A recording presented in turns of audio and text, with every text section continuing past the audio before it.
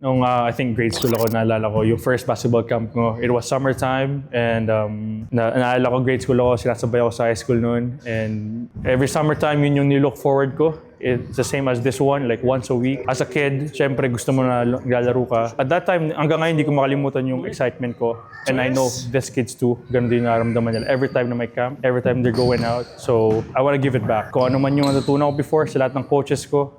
And I really like to play with kids. Nag-placement ako sa mga kids with disability. Nag-placement ako, kasama yun sa inaral ko dito, social service worker. And nag-placement ako kasama yung mga JKs and SKs, kids like them, grade school. So there's a special place in my heart na kapag nagtuturo ako sa mga bata or kapag naglalaro ako kasama sila. There you go. Eyes forward. 4, 2,